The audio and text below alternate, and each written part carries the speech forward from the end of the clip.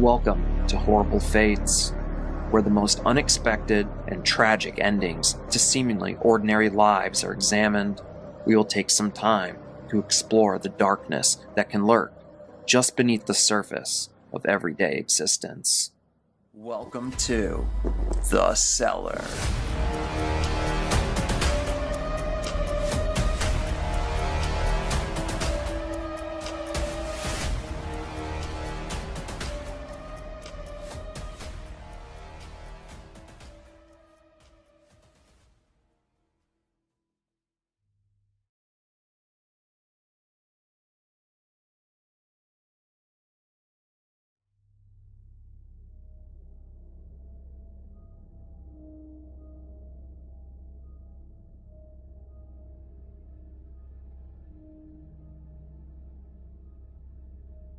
This story takes us to the Fairview Avenue station in Downers Grove, Illinois.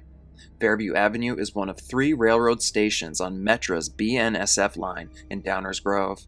The station is located 20.3 miles or 32.7 kilometers from Chicago's Union Station, the east end of the line. It was August 26, 1991.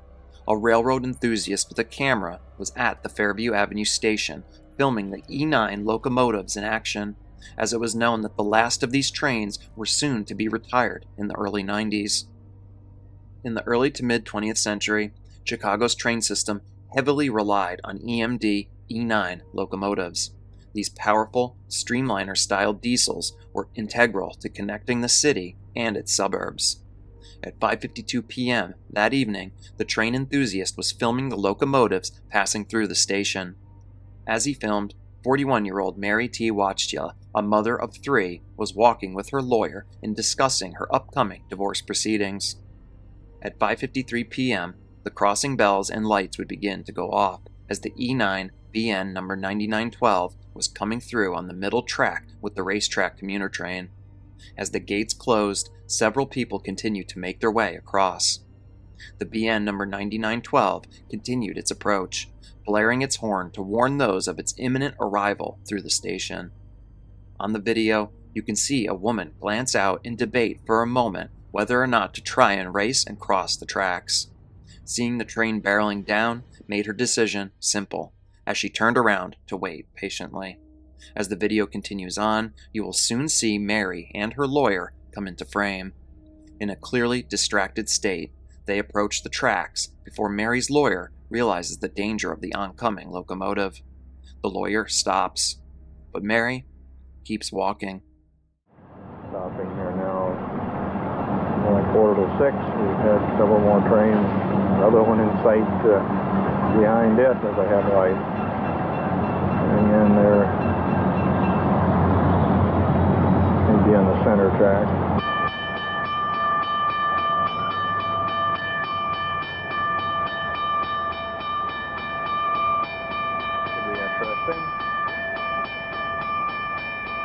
Run over here.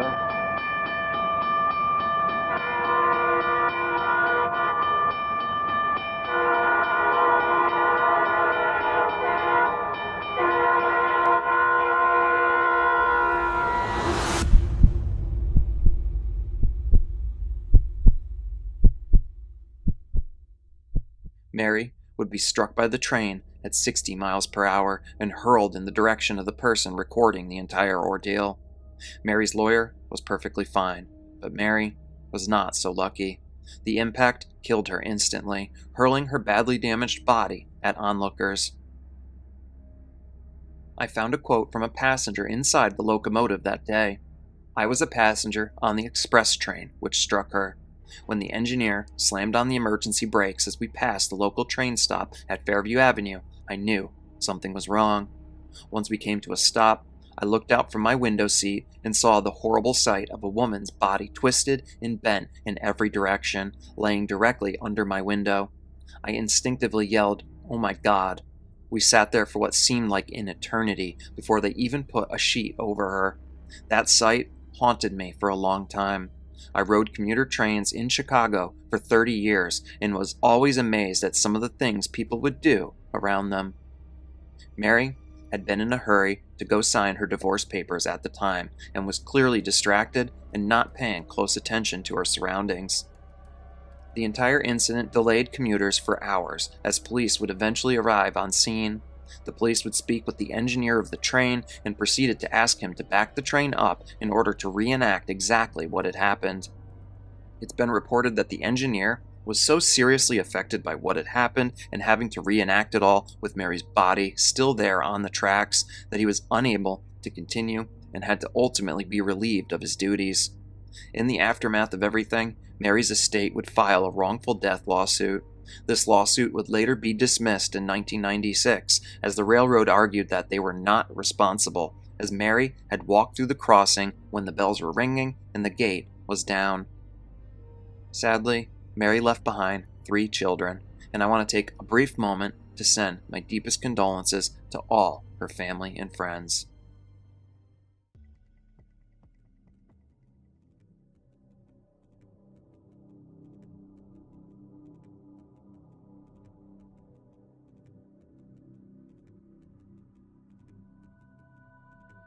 This story takes place in New South Wales, Australia.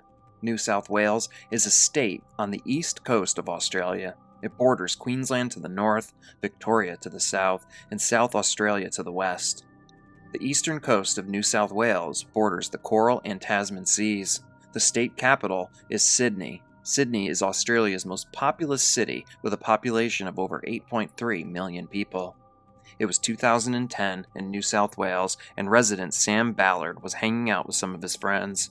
Now, Sam was a good-looking 19-year-old with a ton of life left before him.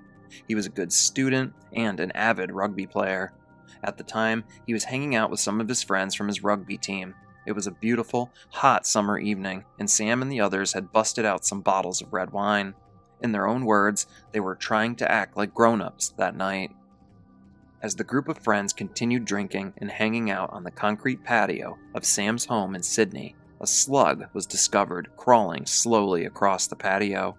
As the young teenagers looked at it, the conversation steered into whether someone would be willing to eat the thing right then and there.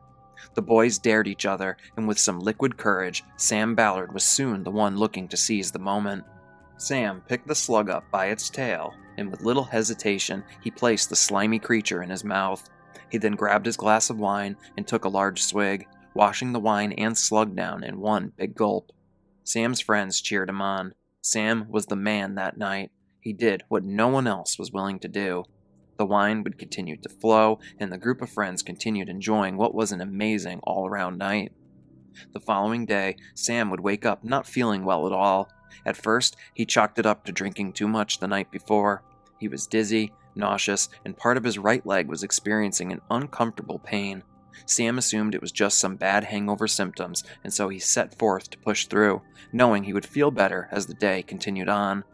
But he did not feel better. In fact, he woke up the next morning still dizzy, still nauseous, and his right leg was hurting far worse than it had been the day before. Sam came clean to his mother about the slug he had eaten, and his mother assured him that he would be okay. His mother had never heard of anyone suffering serious illness from eating a slug. At the same time, Sam's mom was a bit concerned about something else. Sam's father had multiple sclerosis, and she feared that perhaps it had been passed on to Sam. Just to be safe, Sam and his mother went to the hospital where some testing was run. A couple days later, the results came back, and everything seemed perfectly normal. The doctor informed Sam that everything was good, but Sam was still worried, and up to this point, he had not told the doctor about his experience with the slug. Sam decided in that moment that he probably shouldn't keep anything from the doctor, so he told him about the slug he had ingested a few days prior. The doctor was a bit baffled at first that Sam would do something like that. Concerned, the doctor spoke with a colleague of his.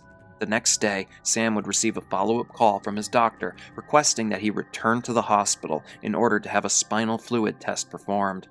A spinal fluid test, or cerebrospinal fluid test, can help detect parasites in the central nervous system by analyzing a fluid sample taken from the spinal canal. Sam would undergo the test, and it's a good thing he did, because the results were alarming. Sam was diagnosed with a parasitic worm known as rat lungworm. The adult form of the parasite is found only in rodents. From there, infected rats pass larvae of the parasite in their feces. Snails and slugs get infected by ingesting said larvae. These larvae mature in snails and slugs, but do not become adult worms. The life cycle is finally completed when rats eat infected snails or slugs, and the larva further matures to become adult worms. People can get infected by eating raw or undercooked snails or slugs that are infected with the parasite. People can also get infected by accident by eating raw produce, such as lettuce, that contains a small snail or slug or part of one. So be sure to clean your produce before you start chowing down on your next Caesar salad. Now, most people who get an infection don't have symptoms, and they may never even know they contracted the parasite. But sometimes the worm can travel directly to your brain and cause meningitis. Meningitis is an infection in the lining of your brain that causes inflammation. Things can get even worse as the parasite can also infect deeper parts of your brain. Symptoms include severe headaches, neck pain or stiffness, nausea, vomiting, vision changes, confusion, and more. Most people who contract rat lungworm are able to rid the parasite from their body within a few weeks using nothing more than their built-in biological defenses. But sometimes things can spiral in the opposite direction, as there are no known direct cures to rat lungworm. With no cure to be had, Sam's doctor instructed him to go home and rest and let his body do what it needed to in order to rid the parasite. A few more days would pass, but Sam did not improve. As a matter of fact, he got worse and was readmitted to the hospital. The rat lungworm parasite had infested his body and traveled straight to his brain, causing severe meningitis. Doctors did all they could for Sam, but he soon slipped into a coma that would last for 420 days. Each of those 420 days felt like an eternity for Sam's family, as they didn't know if he would ever wake back up.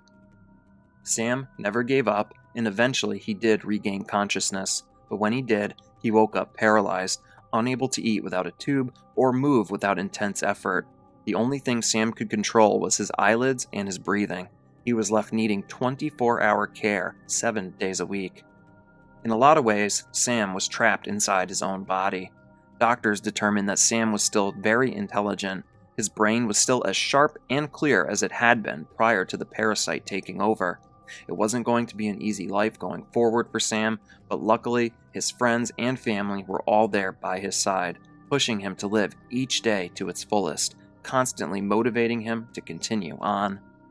In November of 2018, 8 years after contracting the parasitic worm, Sam passed away due to respiratory failure. His battle in life had come to an extremely sad end. Sam was 19 years old, young, good-looking, athletic, and had decades worth of life left ahead of him, and that was all cut short due to one silly mistake he made when drinking with his pals on that fateful evening in 2010. I can't imagine what it was like not only for Sam to go through what he did, but for his friends and family. Sam's story is sad and tragic in every way, and I want to take a brief moment to send my deepest condolences to all of Sam Ballard's family and friends.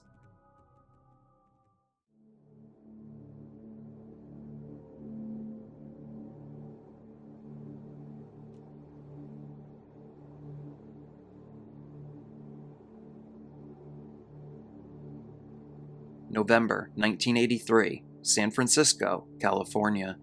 James Ferrozzo, otherwise known as Jimmy the Beard, was a longtime employee at the North Beach Club. One night, while working, Jimmy and his new girlfriend decided to fool around after hours. Jimmy's girlfriend was 23-year-old Teresa Hill. Teresa had just moved to San Francisco 2 weeks earlier from Seattle, Washington. She was hoping that a move to California would be good for her, and one night, while out and about, she had met Jimmy at the club and really hit it off. As the two became intertwined with one another, they ended up against the piano located within the club. This particular piano had a long and storied history, as it was a prop used for many years at the club by dancer Carol Doda. As Jimmy scooped Teresa up, he placed her on top of the piano and climbed on top of her. In the midst of their passionate embrace, one of them tripped the piano's up button. Before they even realized it, the piano began its ascent to the ceiling. Now, it's not clear if Jimmy and Teresa just continued on or if they even realized the danger they were in, but soon the piano reached the ceiling and the pair were forced up against it.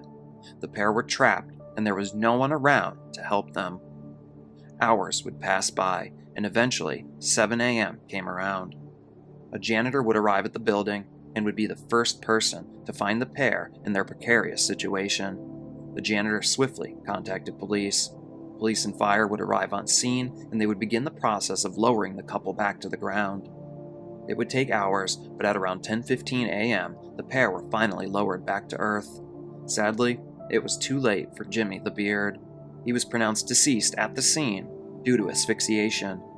But miraculously, Teresa had managed to survive. Teresa was taken to Mission Emergency Hospital, where she was treated for bruises and was able to go home that same day. In the end, she was just grateful to have survived the horrifying ordeal.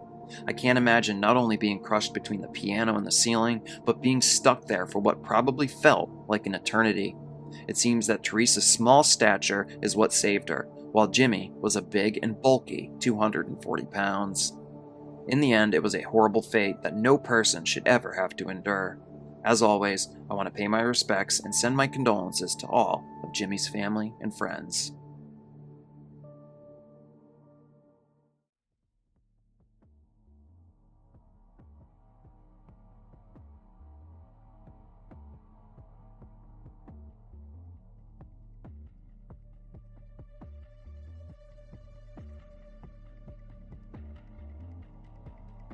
Charles Stevens was a barber by profession, but his true passion was for stunt performance, a trade vastly more dangerous in the past than today. In his native city of Bristol, he was infamous for such stunts as jumping out of hot air balloons with a parachute, a very faulty, risky, and new technology at the time, but hardly the stuff of global legend. After his initial escapades, Stevens was looking not just for another risk-laden gig, but something that would make his name live forever and bring him enough money to support his large family. In 1920, when he was 58 years old, he decided to embark on his most challenging feat yet, to ride over Niagara Falls inside of a barrel. Like his predecessors, Stevens decided to go over Horseshoe Falls on the Canadian side. For all intents and purposes, Horseshoe Falls is the face of Niagara Falls, the largest of its 3 waterfalls, and the place where 90% of the water that they carry tumbles into the gorge below. With risk, bravery, and experience came planning and precedent, and for that reason, Stevens felt confident of success in this endeavor. The stunt had already been completed by 2 other enterprising daredevils within his lifetime, both of whom survived their encounters. However, the most recent attempt by a man named Bobby Leach had been delayed, hampered, and nearly fatal due to the problems of navigating a light, unguided barrel down a raging river, and Leach had very nearly drowned before even getting close to the falls themselves. Stevens intended to have no such navigational difficulties. Where Stevens differed from his contemporaries was his idea to put a 100-pound metal anvil at the end of the barrel where his feet would be, in order to weigh the barrel down in the river and prevent it from being thrown off course before reaching the gorge. Leach cautioned Stevens against using an untested device with such a built-in and obvious hazard. Stevens, however, was convinced that he knew better, and on July 11th, 1920, the moment of truth arrived, and Stevens strapped himself in, had the barrel sealed from the outside, and began his voyage downriver towards the precipice.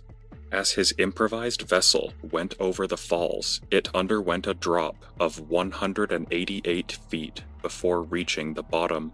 The bottom of Horseshoe Falls is a nightmare where the waters of the largest waterfall in North America meet the churning waters of the Niagara Gorge, and which crush, submerge, or drown anything caught between them.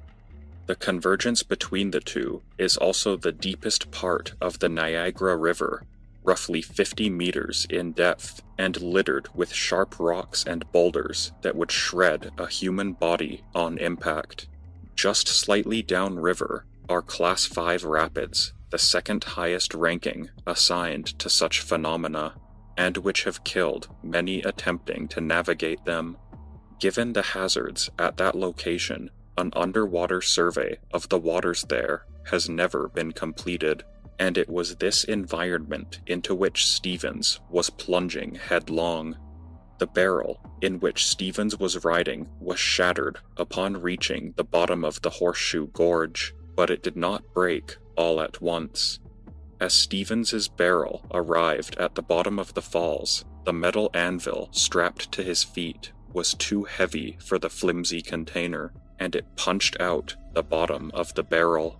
Based on how he entered the vessel, Stevens was still strapped to the anvil by his feet and to the opposite end of the barrel by his arms, while being suspended in the center by a harness, all of which were precautions intended to help his body absorb the impact at the bottom. Sadly, it was not to be. As the anvil crashed through the bottom of the barrel, Stevens's right arm was torn out of its socket, meaning that he was likely bleeding to death as he drowned, unable to break the surface or swim to safety, even if he made it back up.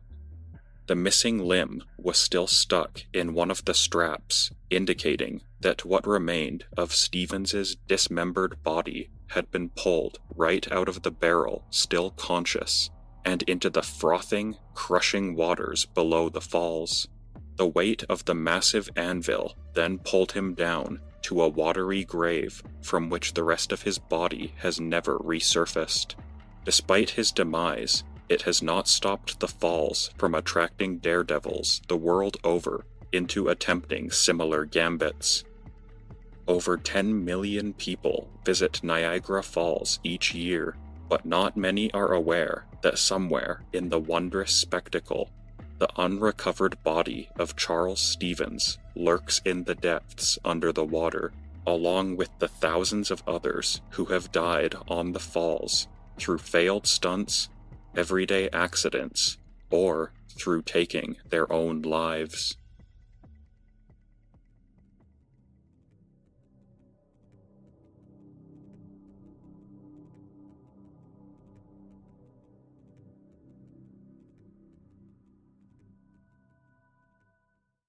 A husband and wife adopt an exotic animal and raise it as if it were their child. As the animal grows in size, his owners are blinded by the danger they are in. Today's story just goes to show that wild animals, well, they're wild for a reason. It was October 21st, 1995 at the Missouri Chimpanzee Sanctuary in Festus, Missouri. An adult female chimpanzee by the name of Susie had just finished giving birth to a son. Now, chimpanzees typically give birth to one infant at a time. Following birth, the baby chimp will typically cling to its mother's belly for upwards of 6 months before it transitions to riding on its mother's back. From there, a baby chimp will usually ride on its mother's back until it's around 3 to 4 years of age, before slowly being weaned onto its own. Susie the chimp was ecstatic with their new child. Chimpanzees are known to be extremely loving, nurturing parents. The mothers will form strong bonds with their infants and give them round-the-clock attention and care for the first year of life. As Susie cared for her new baby, she had no idea that the staff at Sanctuary had other plans for her son. Pretty soon, her maternal privileges were going to be ripped away from her. At only 3 days old, Susie's child was taken away and sold off to a couple that lived in Stamford, Connecticut. That couple, Jerome and Sandra Harold, would pay the sanctuary $50,000 to obtain the baby chimp. Following the purchase, the Harolds would soon name the chimp Travis. This name came about from the Harolds' love of the country music star Travis Tritt.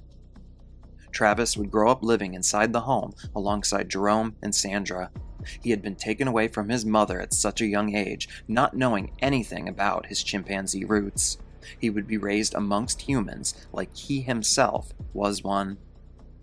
From all reports, Travis was very intelligent and listened attentively to the Harolds.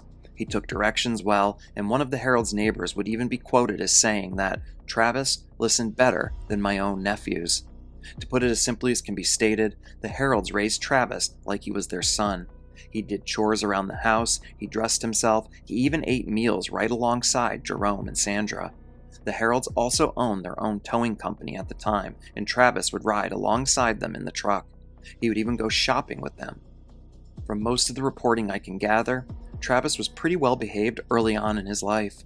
The family the Herolds had crafted with Travis had many happy years. But those happy years would not last. In 2000, the Herolds' only human daughter would tragically die in a car accident. This took its toll on Jerome, Sandra, and Travis. Sadly, things would only get worse for the family, as Jerome would soon end up being diagnosed with cancer. Following a valiant battle against the unyielding disease, Jerome would end up passing away around 2004. Sandra Herold was devastated. Not only had she lost her daughter, but only a few years later, her husband as well. Sandra was subsequently engulfed by a deep depression. Not knowing where life was taking her next, all her attention soon turned to her last family member, Travis. Left alone, Sandra would start spending more and more time with Travis right by her side. They already ate meals together, but now Sandra was sleeping alongside Travis and bathing alongside Travis. To say that Sandra spoiled Travis would probably be an understatement. Now, in some reports, I have seen that people point to the deaths of Jerome and the Herald's daughter as being the catalyst for Travis's future erratic behavior, but in actuality, the first glimpse into Travis's unpredictable nature was reported in 2003, before Jerome had passed away. It was October of 2003, and Travis was riding in the car. Now, it's unclear if he was riding with Sandra, Jerome, or both of them, but that's neither here nor there. From my research, I found that either a drink or some trash was thrown in the direction of the Herald's car. From all reports, the trash or drink would end up getting in the open window near Travis. This would ultimately startle Travis, who immediately reacted. Travis unbuckled his seatbelt and climbed out of the still-moving vehicle. He would begin to chase after the person who had thrown the items. Now, chimpanzees can reach upwards of 25 miles per hour or 40 kilometers per hour when running.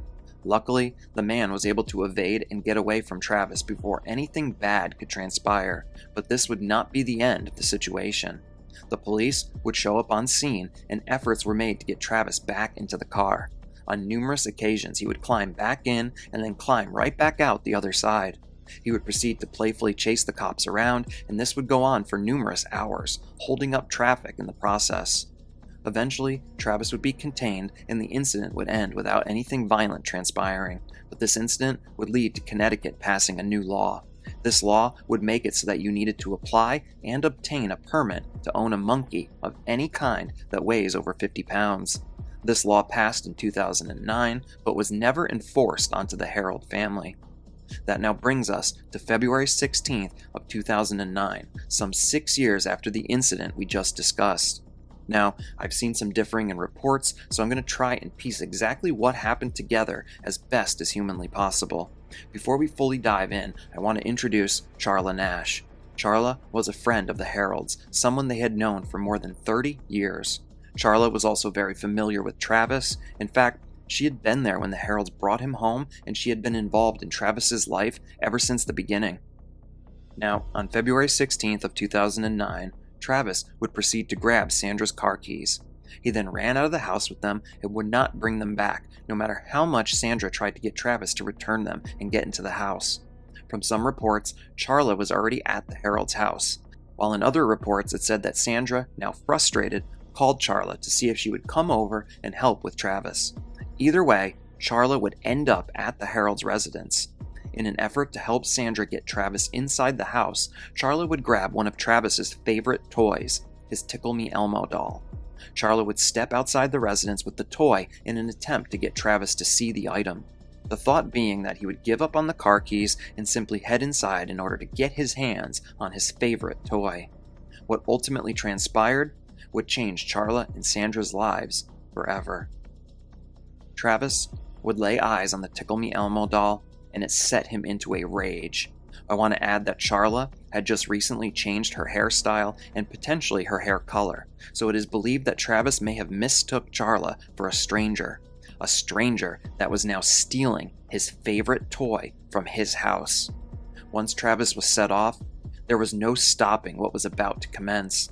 Travis would attack Charla, all 200 pounds of chimpanzee strength bearing down on her. To put this into further context, chimpanzee muscles exceed human muscle in maximum dynamic force and power output by 1.35 times. Neither Charla nor Sandra together stood a chance against the animal. Travis would get his hands on Charla and he threw her to the ground, lashing out at her hands and face. Sandra was horrified at what was transpiring, but she knew she had to do something, and she tried to react quickly. She grabbed a nearby shovel and hit Travis in the back of the head. But instead of hurting him, he only got angrier. His anger still being taken out on the helpless Charla, who was in a bloody heap on the ground. Sandra would then grab a knife, and she plunged the knife square into Travis's back. This didn't even slow Travis down. His fit of rage only intensified as he literally pulled Charla apart, piece by piece. At this point, Sandra didn't know what else to do, so she grabbed her phone and urgently called 911. I will now play that 911 operator recording for you all. Time for 911, where's your emergency? This is Sandy. 231 Rock Rimmon Road. What's the problem? Send the police. What's the problem there? The chimp killed my friend. What's the problem with your friend? Oh, please. What's the problem with your friend? I need to know. Let the police up with a gun. Hurry Who up. has a gun? Please, hurry up. He's killing my girlfriend. What is the problem? He's killing my friend. Who's killing your friend? My chimpanzee. Oh, your chimpanzee is killing your friend. He ripped her apart. Hurry up. With a gun. Hurry up, please. There's someone on the way. With guns, please. Shoot him. What is the monkey doing? Tell me what the monkey's... He ripped her face off. He ripped her face off? He's trying to attack me.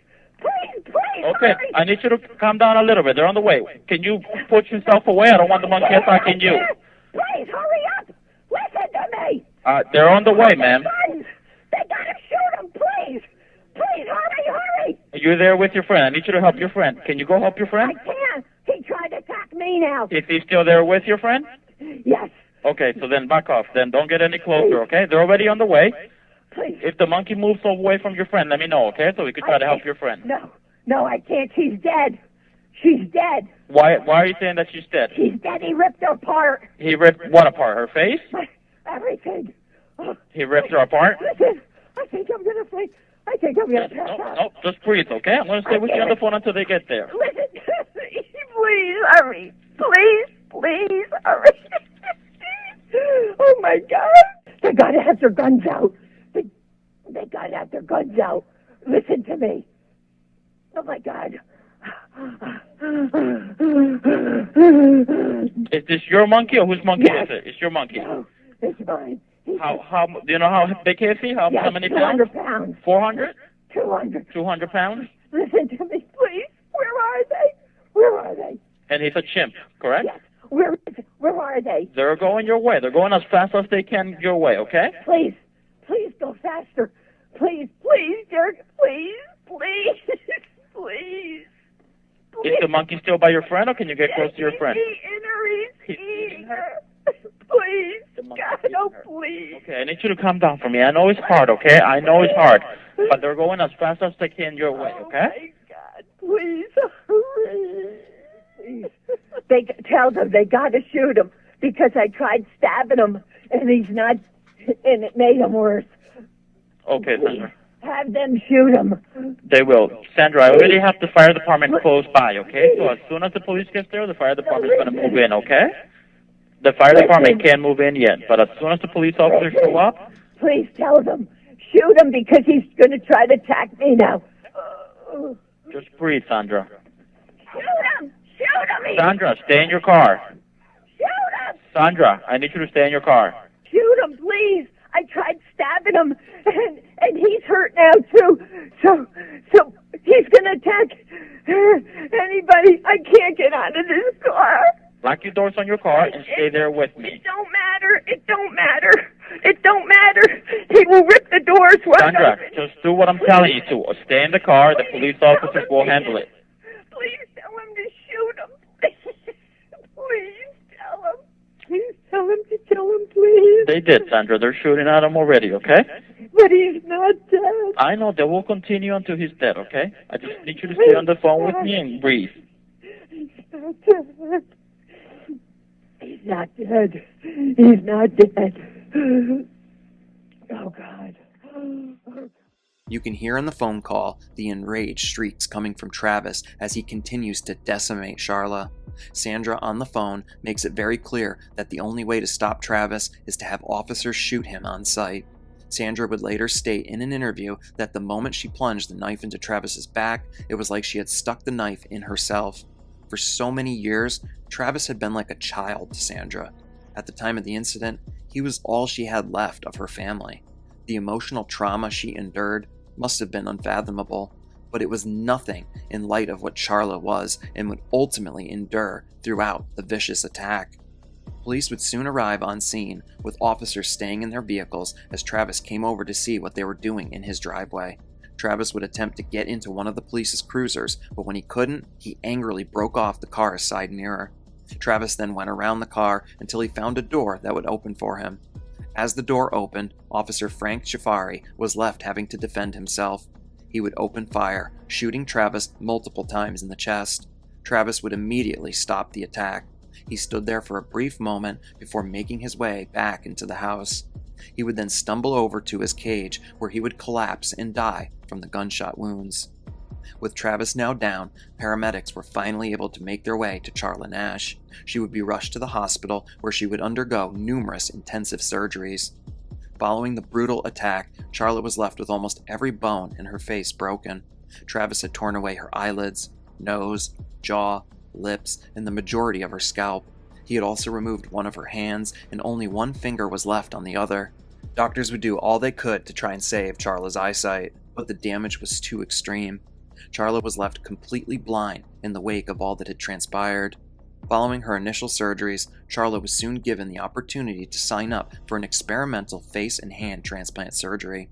The procedure would end up being a partial success, but after some time, her body rejected the hands and they had to be removed. After Travis's death, the police would soon begin their investigation.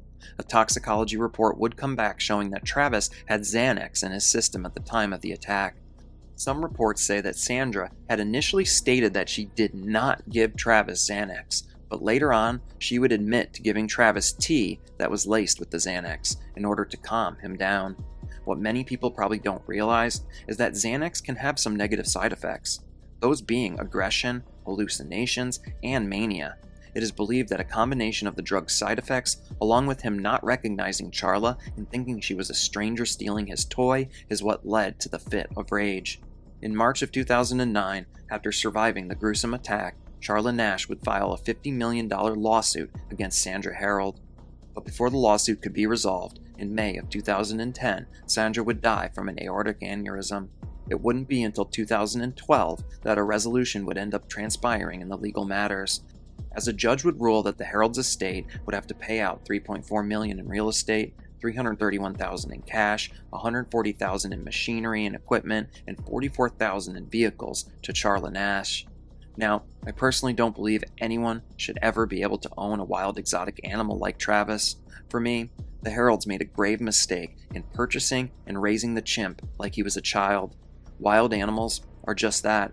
They are wild. No matter how domesticated we think we may have them, situations like this crop up all over the world. But putting that aside, I do feel horrible for Sandra Harold. Losing her daughter, her husband, and going through what she did with Travis and Charla, it had to have taken a major toll on her prior to her death. I just hope that in telling this story, people recognize and learn a lesson when it pertains to animals like Travis, whether it be a chimpanzee, a tiger, or a wolf, or any other wild creatures. They can be dangerous and unpredictable. At the end of the day, Travis was still a chimpanzee. I feel horrible for Charla Nash and everything that she endured, but Travis also suffered at the end of the day. He was a wild chimp that was taken away from his mother at only 3 days old. I can't help but think that his life would have been so much better if he had just been left to live with his mother within the sanctuary. As always, my thoughts go out to Charla Nash, the Harolds, Travis, and all those affected by what transpired on February 16th, 2009.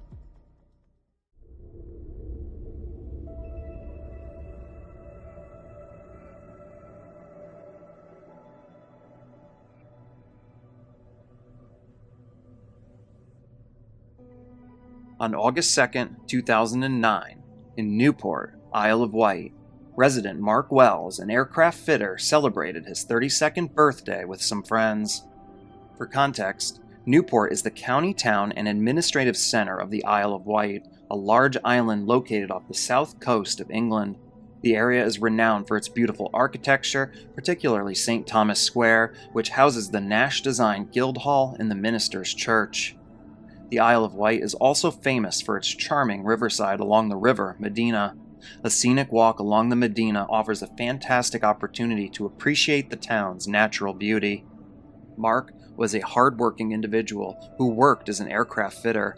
An aircraft fitter, also known as an aircraft mechanic, aircraft technician, or aviation maintenance technician, is a skilled tradesperson who specializes in the assembly and maintenance of aircraft.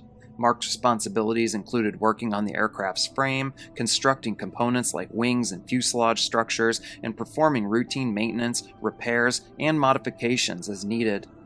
After his enjoyable night out with friends, Mark soon returned home at around 1:30 a.m. As he approached his house on foot, he reached into his pocket to pull out his keys. He was about 30 feet from his front door when, in an inebriated state, the keys fell from his hands and clattered to the ground before disappearing into a 2-foot wide by 1-foot deep sewer drain. Mark cursed as he glanced into the dark sewer drain where his keys had now vanished. All he wanted to do was go home and go to bed. He could wake up a friend who had a spare key, but it was so early in the morning and he didn't want to bother anyone. His next option was just to hang out outside, but he quickly dismissed that thought. His eyes were still locked on the entrance to the drain as he decided to make an attempt to recover his keys. Mark got down on his knees and began reaching in. He stretched his arms as far as they would go, but he still couldn't grasp his keys. Not thinking clearly, he pushed himself farther into the drain. Soon, he would come to a realization that he had made a big mistake. Mark still couldn't get to his keys, so he tried backing out of the narrow hole, but as he did, his body became wedged and he simply couldn't free himself. He panicked and tried harder and harder to forcefully exit the drain, but a large portion of his body was now stuck and he couldn't get leverage enough to find freedom. After numerous efforts to get free, Mark then did the only thing he could think of. He started screaming for help. His cries echoed through the neighborhood, eventually waking up those sound asleep in their homes. Numerous residents heard Mark crying out, but not a single person did anything about it. Most residents thought it was just some drunk outside making a lot of noise. No one took Mark's yelling as serious. And this may be the most tragic aspect of this entire story, a real commentary on how the world is nowadays. The cries for help persisted for a while before eventually ceasing altogether. The sun would soon emerge, signaling the world's awakening. Brian Gray, as usual, rose early that morning. He stepped out of his home and began his daily walk. As he traversed the footpath near Robin Hood Street, he made an astonishing discovery. Initially, uncertain about what he was seeing, the truth became increasingly evident. There, before him, lay a pair of legs protruding from the drain. Startled, Brian approached the man and attempted to offer assistance. However, the man wedged in was motionless and silent. Brian promptly called for help, and soon the police and fire department arrived at the scene. Emergency responders arrived swiftly and surveyed Mark's body. They checked for any signs of life, and there simply weren't any. At that point, all that was left to do was get Mark's body out of there. It wasn't easy. In fact, it took a lot of effort. The fire department had to remove the pavement and drain itself to free Mark. Once freed, Mark's body was taken for an autopsy. The postmortem exam revealed that he had succumbed to postural asphyxia. Postural asphyxia, also known as positional asphyxia, occurs when a person's body position impedes their ability to breathe, leading to suffocation. This can happen when the body's position prevents chest expansion or airway access. Reports indicated that his position was the primary cause of his death. However, it was also noted that he had suffocated in the mud and slime at the bottom of the drain. In the end, I can't even fathom the horror of being in Mark's situation. His final moments must have been terrifying. To make matters worse, numerous neighbors were interviewed, and they all reported hearing his cries for help. Yet not a single person lifted a finger or even called to report the situation. If someone had done anything at all, then perhaps Mark would still be alive. It's difficult to say for sure, but in the end, it only makes the story even more tragic in every way. As always, I want to take a quick moment to send my deepest condolences to all of Mark Wells' family and friends.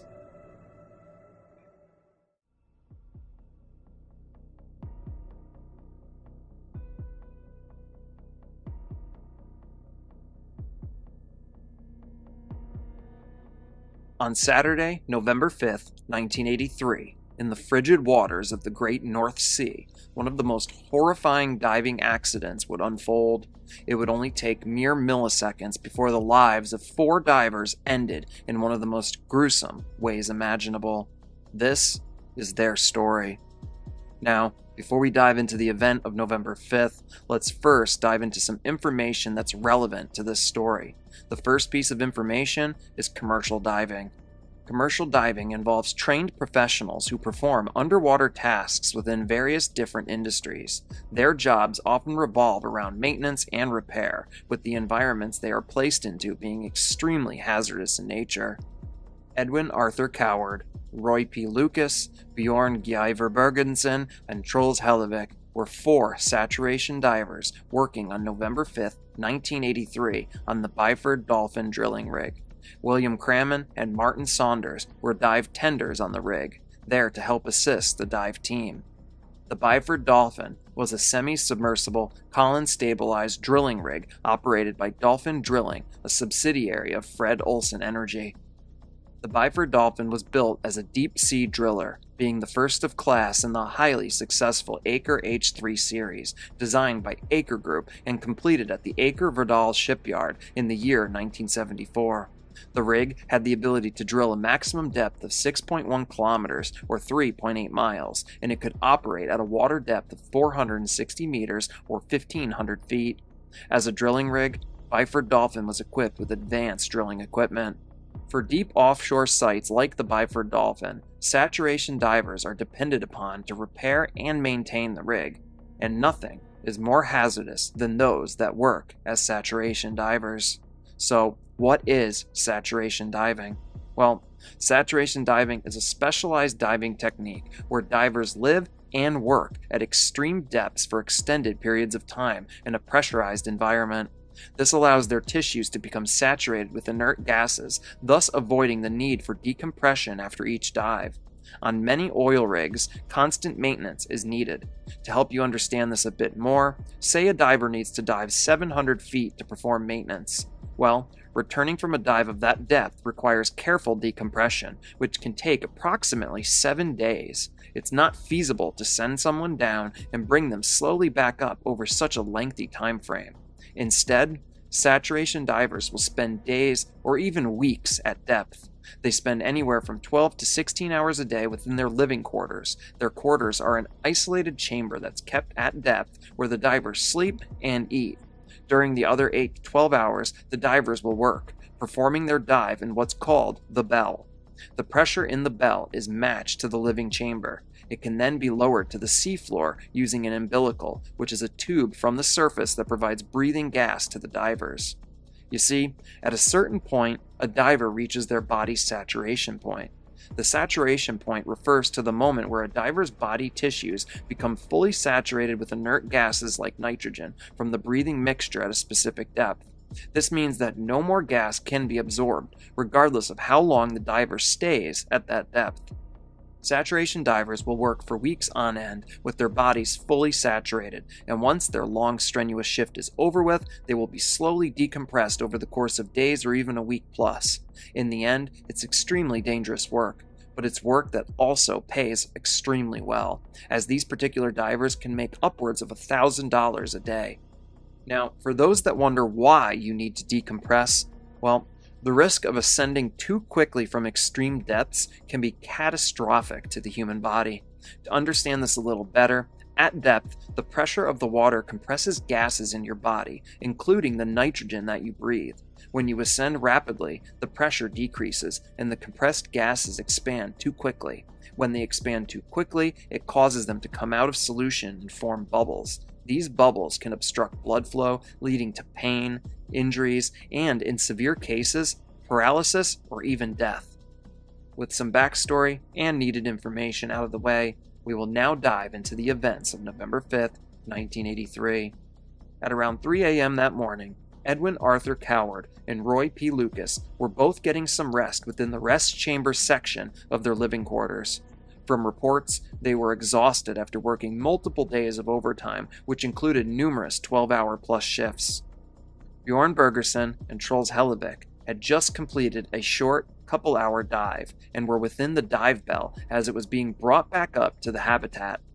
The bell would be attached to the habitat using a trunk, and both Bergersen and Hellevik would make their way into the habitat, beginning the process of removing their diving gear.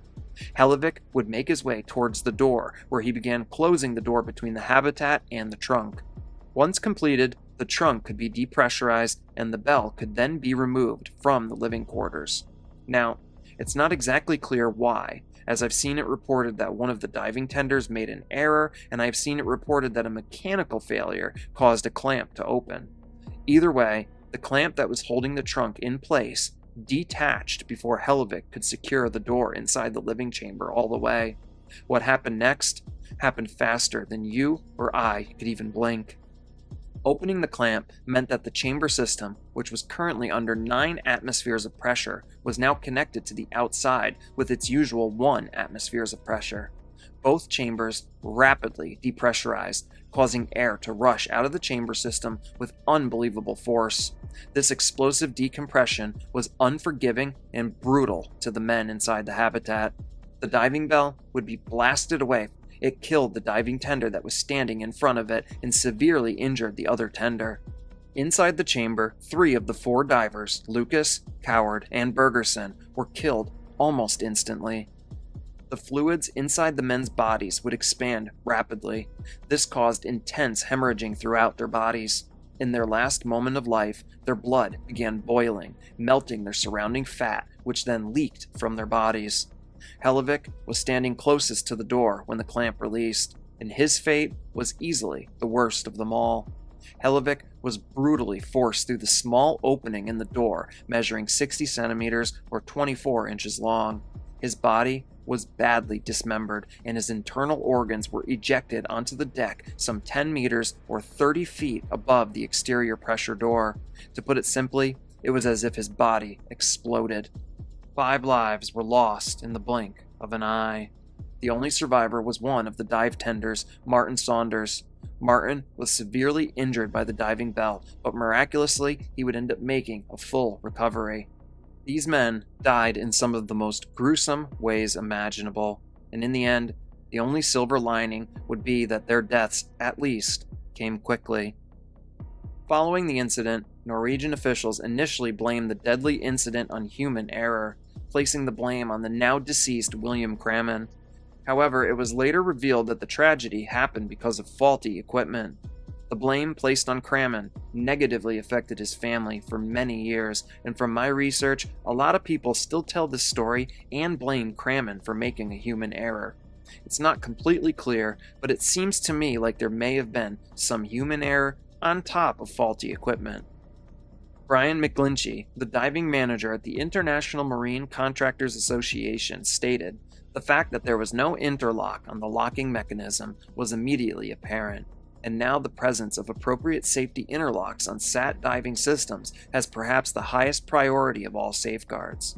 What you've got to do is consider the human being in the system and not put those persons in a position where an understandable human error could lead to very serious consequences.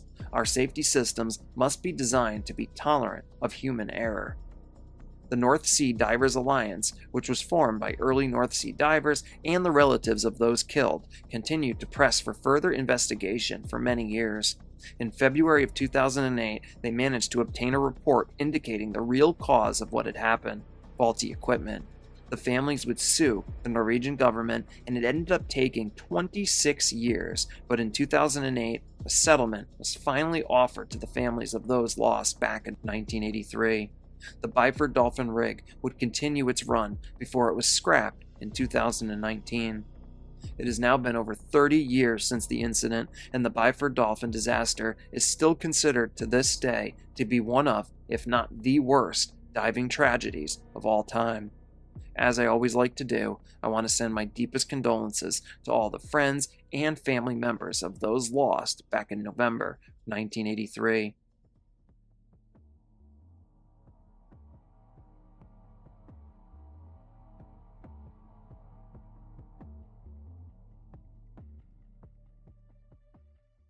This story was sent to me by a supporter of the channel. The person who sent me all the information and video in regards to this case has chosen to remain anonymous.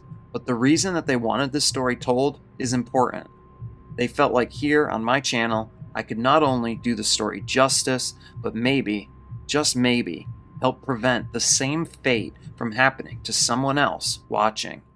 This is the story of Javier Santiago. Javier Santiago was born on November 25, 1976, in Lawrence, Massachusetts. Lawrence is a city located in Essex County, Massachusetts, on the Merrimack River. It is 30 miles or 48 kilometers north of Boston, Massachusetts, a roughly 37-minute drive in total. Javier Santiago was a kind, caring, fun-loving man. At 41 years of age, he had worked his tail off to become a master plasterer. If you're unaware, a master plasterer is a highly skilled tradesperson who specializes in the application of plaster.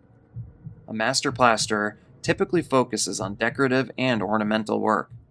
Master plasterers also understand the principles of construction, architecture, and design to ensure the plaster work complements the building's overall aesthetic. Javier loved his profession, and from all reports, excelled at it. But outside of work, Javier was so much more. To those that know him, he was a generous, caring, loving person. I was told that Javier had a lot of female friends within his life, but when he was in a relationship, he was extremely loyal and dedicated to that person. If you saw Javier in public, you would recognize him instantly. He had his own style and flair, with his signature big, bulky sterling silver rings wrapped around every finger on each hand. Javier would have no kids of his own, but he did have a stepdaughter that he loved endlessly. The relationship with his stepdaughter's mother had eventually come to an end, but his commitment to being a positive father figure had not. Even after the breakup, he continued to be there for the both of them, which says a lot about Javier's true character. At home, Javier loved cooking food and providing exquisite meals to those that he loved in his life. I found all over his social media pictures of the numerous meals he planned, prepped, and delivered. He seemed to love nothing more than to see the smiling faces of those enjoying the meals he crafted. When he wasn't cooking, you could typically find Javier caring for his numerous pet snakes. Javier loved snakes, reptiles, scorpions, and in general was a huge lover of all animals. He displayed that proudly throughout his social media accounts. I had numerous conversations with a close friend of Javier's and was told that when Javier loved something, he gave his all to it. Whether that was his job, his vehicle, his stepdaughter, cooking, friends, family, Javier was the type of person to give everything he had to everything he did. He had a big heart and always put others before himself. He was the type of person where if you needed him last minute to help you move out of your apartment, he would be there. No questions asked, with zero hesitation. Which now brings us to the evening of August 5th, 2018. That night was an important one for Javier, as his stepdaughter was celebrating a birthday. He would hop into his 2000 Chevy Trailblazer and make his way over to the festivities. After a fun night out with those he loved the most, Javier would hop back into his vehicle and begin his trek home. Now, Javier was very active on Facebook and Instagram. In fact, he would live stream quite often. I found this video on his Facebook of him driving and live streaming a trip to the grocery store. Hey everybody, y'all can't see me, but A friend of mine just asked me to go to the store with her, so I went to the store. You know, probably not the way a person should go to the store, but I was just in the moment, so I just threw on anything, which were pretty much just my sandals. Good morning, everybody. Good morning.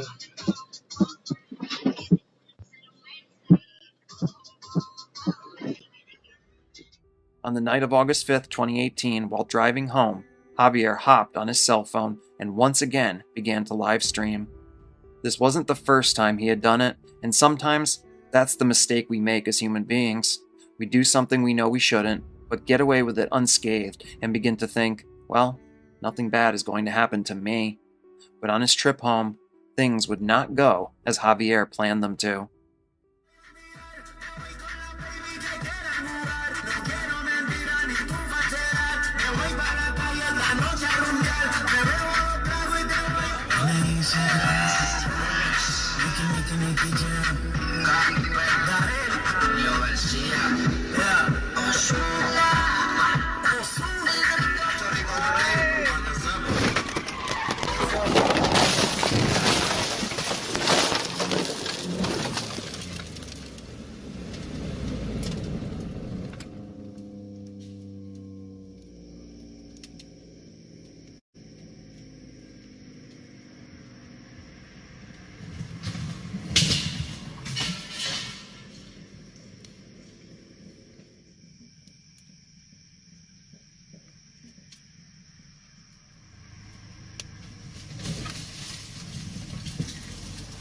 Whoa!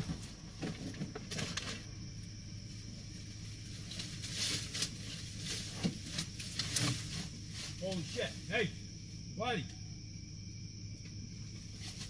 Fuck.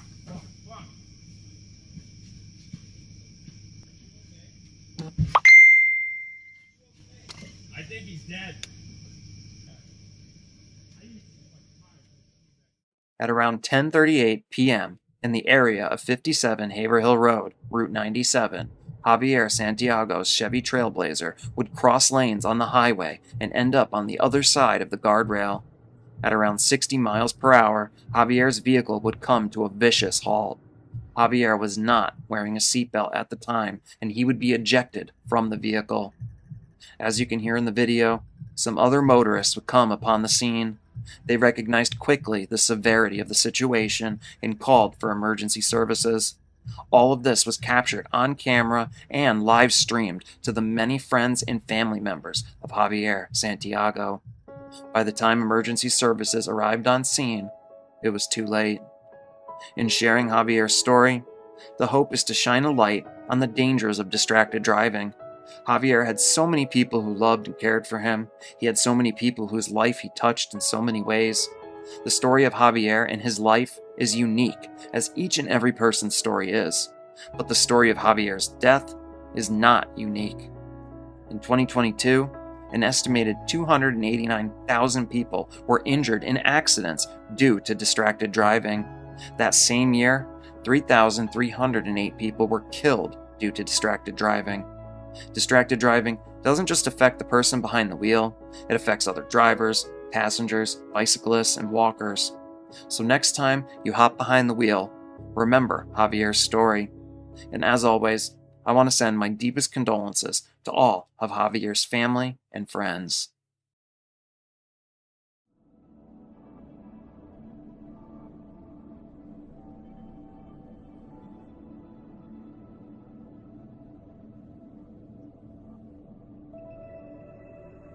Christiana, a charming community nestled in Rutherford County, Tennessee, is renowned for its rural charm and close proximity to Murfreesboro. Located on the southernmost edge of Rutherford County, between Murfreesboro and Shelbyville, Christiana boasts a picturesque countryside with rolling hills and expansive open fields. This idyllic setting offers a peaceful and quiet lifestyle, emphasizing tranquility and small-town charm. With a population of 4,305 residents, Christiana is a welcoming community where neighbors come together to support one another. On May 8, 2024, the community of Christiana was facing the destructive powers of Mother Nature herself. 10-year-old Asher Sullivan, along with his family and neighbors, united to assist one another in clearing debris and assessing the damage caused by the recent severe weather that had ravaged the area. Their collective efforts showcase the spirit of unity and compassion that permeates Christiana as they work together to rebuild and restore. Asher, a remarkable young man, accomplished exceptional feats at a young age. At just 10 years old, he had already visited all 50 states within the U.S., 4 different countries, and played every sport imaginable. Beyond his athletic achievements, Asher was a kind and gentle soul who loved everyone. He was highly motivated and, along with his father, shared a playful nickname, Squirrel and Papa Squirrel, due to their constant on-the-go nature and inability to focus on just one thing. As everyone gathered and began clearing debris and damage, tragedy would strike. The severe weather had caused not only significant damage, but also a massive amount of water flowing through the streets. This water was deceptively fast and strong, constantly pulling items into the neighborhood's network of storm drains. 10-year-old Asher didn't see it coming as the current tugged at his legs, causing him to slip and be pulled towards one of the open sewer storm drains.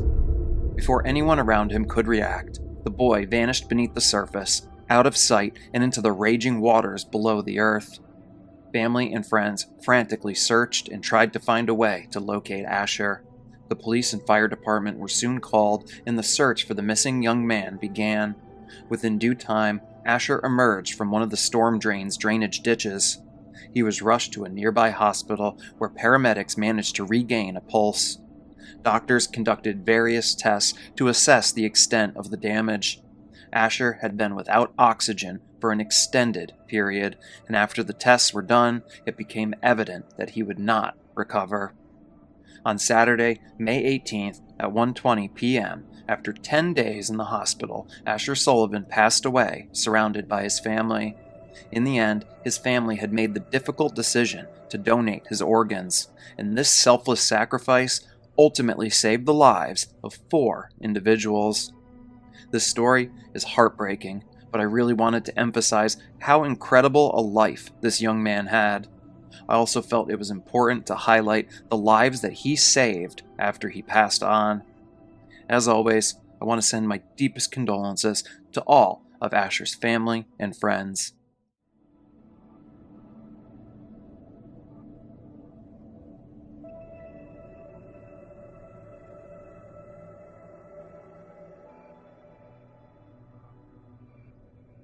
Sheboygan, Wisconsin, a city nestled on the western shore of Lake Michigan, exudes a unique charm. Located approximately 50 miles north of Milwaukee and 64 miles south of Green Bay, Sheboygan serves as the county seat of Sheboygan County. Renowned as the Malibu of the Midwest, Sheboygan is celebrated for its vibrant freshwater surfing scene on Lake Michigan. Beyond its surfing allure, Sheboygan is affectionately known as the bratwurst capital of the world. This culinary gem takes its bratwurst seriously, offering a distinct local preparation and serving style that sets itself apart. With its picturesque beaches and direct access to Lake Michigan, the area provides ample opportunities for fishing, sailing, and water sports enthusiasts. It was June 6, 2007. Chris Van Aram was tinkering around his home in Sheboygan, Wisconsin. As he did, he soon caught a glimpse of a large man messing around by the storm sewer drain. Chris watched as the man pulled the iron gate off the drain and began looking inside. The man must have dropped something, Chris thought, as he continued to observe. Then, it happened. As the man kneeled down and continued looking inside the drain, he fell headfirst. Chris was shocked by what he saw and immediately ran from his home to help the man, who was now kicking and thrashing. Chris attempted to grab a hold of the man and pull him from the sewer drain, but he wouldn't budge. At the same time, a kid that was playing up the street came running in their direction. The kid asked to help, and Chris informed the young boy to immediately call the police. Chris continued to try and pull the man free, but he was just too far wedged in. As Chris anxiously waited for the police and fire department to arrive, the man's legs slowly stopped kicking. When firefighters did pull up, they found the man trapped inside the storm drain, his head and shoulders submerged in water. He was motionless and hadn't moved for some time. Despite EMS's best efforts, it was too late to save him. The man had fallen in, and his head and shoulders were quickly submerged. As he struggled desperately, he ran out of oxygen and drowned inside the storm drain. As with the prior stories, I can't imagine the panic and fear that this man felt in his final moments. No one should have to experience that right before leaving this world. As always, I want to send my condolences to all of this man's family and friends.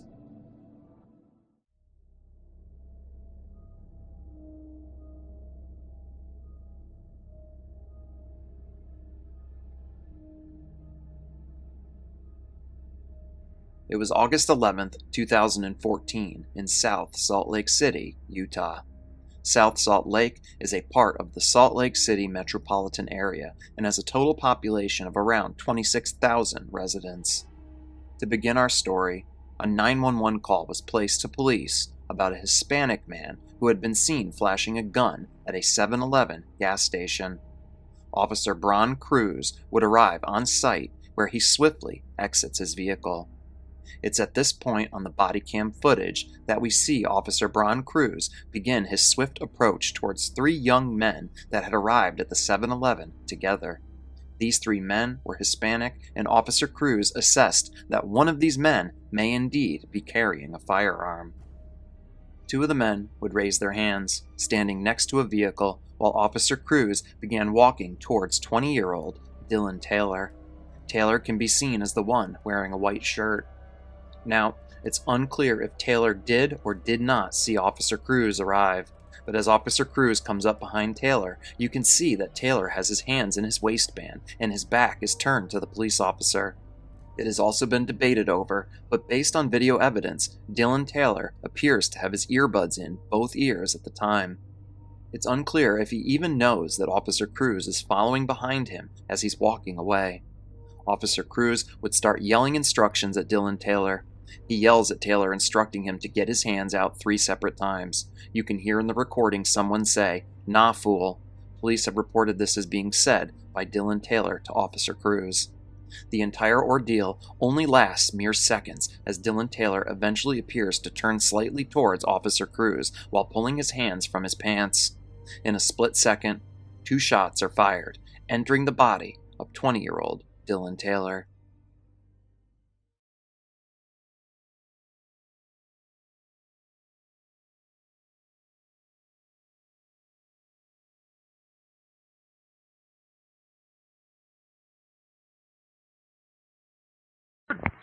Get your hands out now! Get your hands out! Get them out! Officer Cruz calls for emergency services and attempts to control the bleeding. But before emergency services arrive, it's reported that Dillon Taylor no longer has a pulse. His young life would come to an end as he bled out on the hard concrete of the 7-Eleven parking lot. On the body cam footage, you can see the headphone cord coming out of Taylor's pocket and going up to his ears, further insinuating that he had his earbuds on. Whether he was listening to anything at the time is undetermined. Following the tragedy, Dillon Taylor's family would sue the police department, as it was found that neither Dillon Taylor or any of those with him had a weapon on them. Dillon Taylor was holding only a cell phone, headphones, wallet, a lighter, a Snickers bar, and a nickel when he was shot. In the end, it appears the cops simply killed an unarmed, innocent man. 10th Circuit Court of Appeals Judge Jerome Holmes stated, "Officers need not wait until they see the gun's barrel or the knife's blade before using deadly force to protect themselves or those around them." Officer Bron Cruz was ultimately granted qualified immunity. Qualified immunity is a legal doctrine that protects government officials, including law enforcement, from individual liability in civil lawsuits, unless they violated a clearly established constitutional right.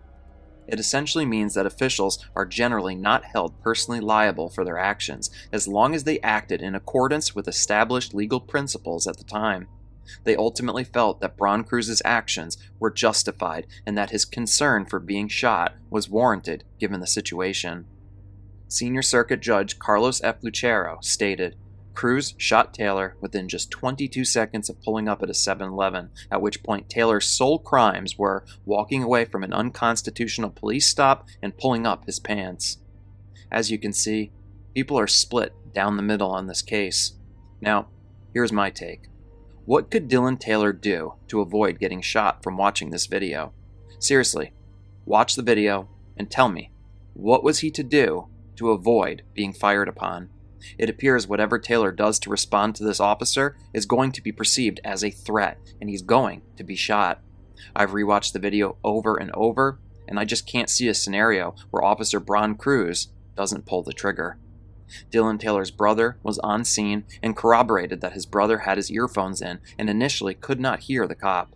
When he did turn and attempt to pull his hands out, he was immediately fired upon.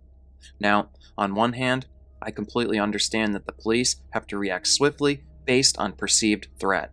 But Dillon Taylor was unarmed, and I simply can't see how he was ever going to get out of this scenario alive.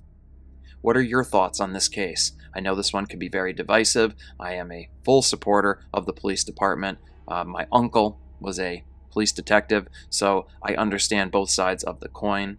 And in the end, I just want to take a brief moment to send my deepest condolences to all of Dillon Taylor's family and friends.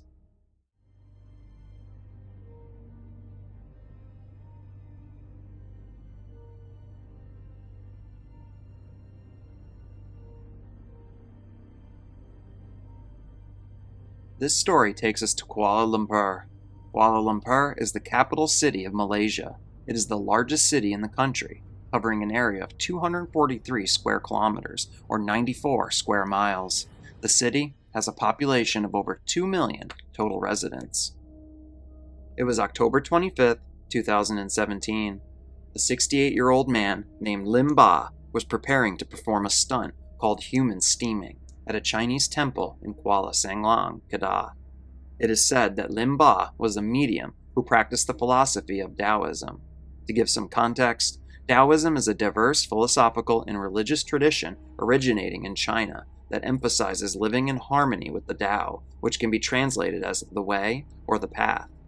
It's often associated with concepts like yin and yang, wu wei, effortless action, and ziran, naturalness, aiming for a balanced and harmonious existence.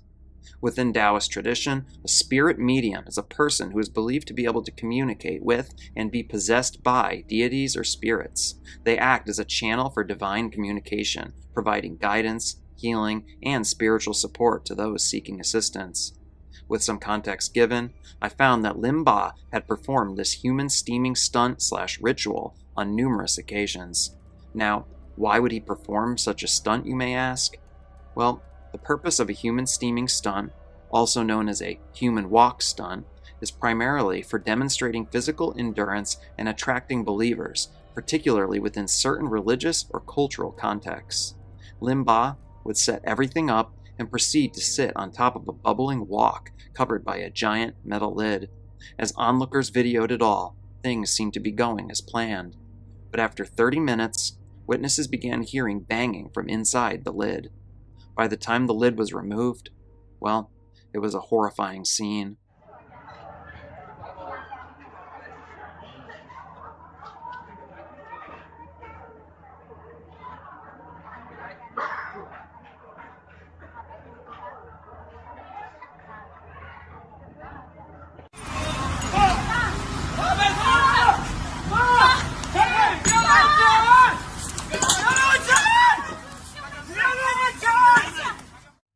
After 10 years of performing the ritual, Lim Ba's body simply couldn't handle it at his age.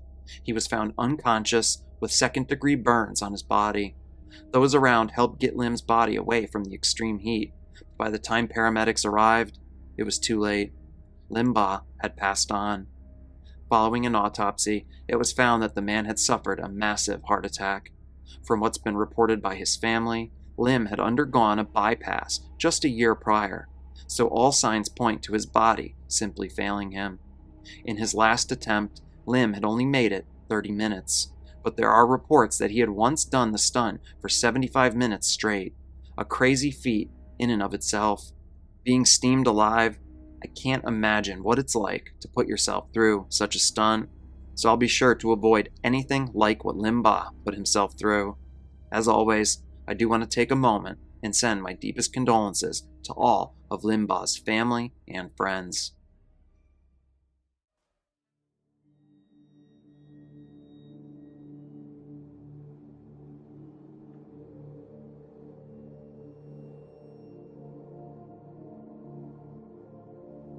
December 8th, 2024, 8:30 p.m. 27-year-old Jerisha Wilkerson was in the process of driving her car over the Mathews Bridge when it broke down on her. To give a little backstory, the Mathews Bridge was constructed in 1953. It is a cantilever bridge located in Jacksonville, Florida. Jacksonville is a city located in the northeastern quadrant of the state of Florida. The bridge is 1.5 miles or 2.4 kilometers long and spans the St. Johns River. The Mathews Bridge itself has a long and dark history. Most notably, lead singer Fred Durst of the band Limp Bizkit rapped about the bridge in the intro to the song My Generation. My Generation was a track featured on the band's smash hit album Chocolate Starfish in the Hot Dog Flavored Water, which released in October of 2000. To the Mathews Bridge.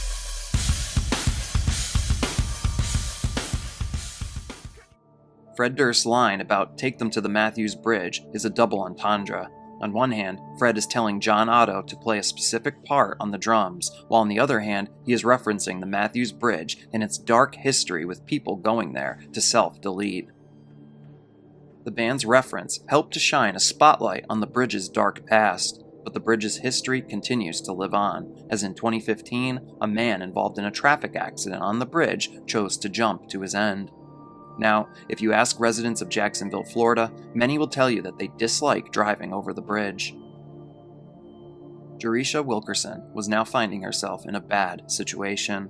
Not only had her car broken down, but it had broken down on the dreaded Mathews Bridge. The bridge only has 2 lanes of traffic on either side and little to no room for a car to stop and get out of the way of oncoming vehicles. Jerisha Wilkerson was on the phone with her girlfriend as her car came to a rest. The last thing her girlfriend heard her say was, "This stupid car." Not long after Jerisha's car came to a stop, a pickup truck crossing the bridge would smash into the back of the disabled vehicle. This set off a chain reaction as an SUV then smashed into the truck. In the other lane, another 3-car accident would ensue. At this point, the bridge was a mess with wrecked vehicles blocking both lanes. Soon enough, police, fire, and paramedics would arrive on scene. 10 patrol officers and 3 sergeants responded to the vehicular mess. They immediately began tending to those injured in the accident. With seemingly everyone accounted for, the police tried to piece together what exactly happened. Jerisha's car was looked over, and inside the police found her cell phone, but they soon realized that Jerisha was nowhere to be found. The police at first didn't know what to make of this. Had she fled the scene, or had she fallen from the bridge? According to eyewitness reports, no one had seen Jerisha leave the area.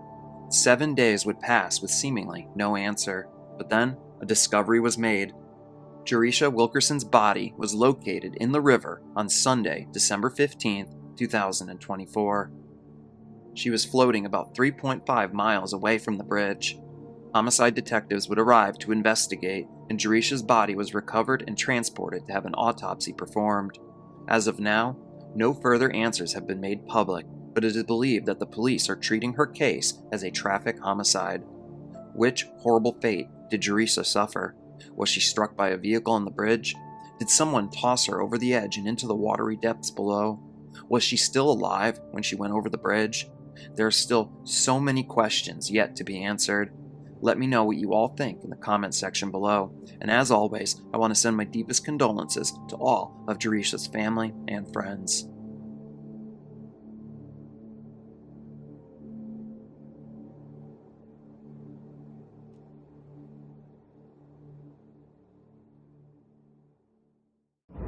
(2009) Myrtle Beach, South Carolina. A 17-year-old girl on spring break with her friends vanishes without a trace. Over the next decade, investigators struggle to put the pieces together. In May of 2022, Answers would finally be had, as the monster involved would finally come clean. This is Horrible Fates, the Brittanee Drexel story. This story starts in Rochester, New York. Rochester sits on the Great Lake Ontario. It's 86 miles or 138 kilometers east of Niagara Falls and 86 miles or 138 kilometers west of Syracuse. The city of Rochester has over 200,000 residents, while the greater metropolitan area has around 1 million total residents. One such resident, 17-year-old Brittanee Drexel, was getting ready to enjoy spring break.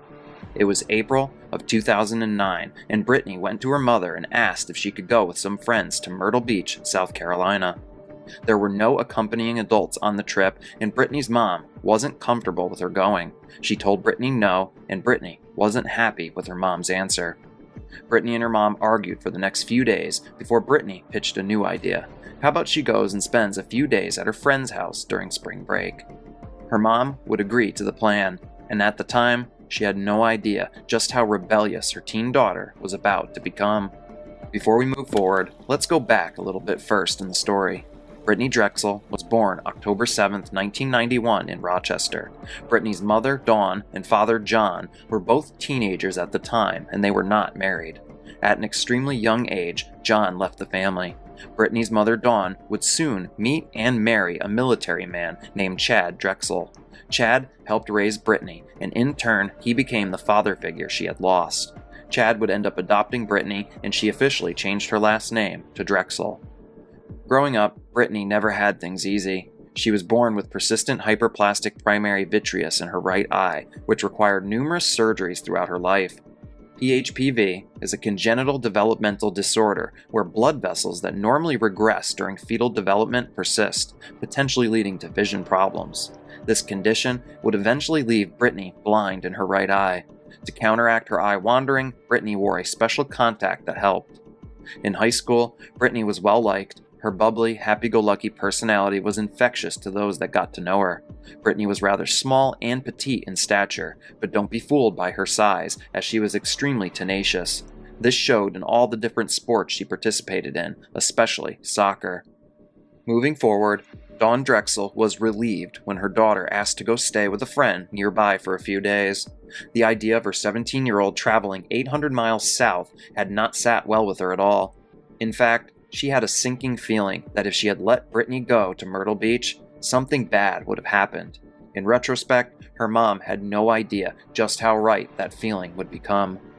See, Brittanee was dead set on going to Myrtle Beach. So as her friends got ready to leave, Brittanee soon joined them, and on April 22, 2009, the group of teenagers were on their way to South Carolina. They would arrive the next morning at the Bar Harbor Motel, located at 100 South Ocean Boulevard, Myrtle Beach, South Carolina. After checking in, Brittanee texts her boyfriend, John Greco, back in Rochester.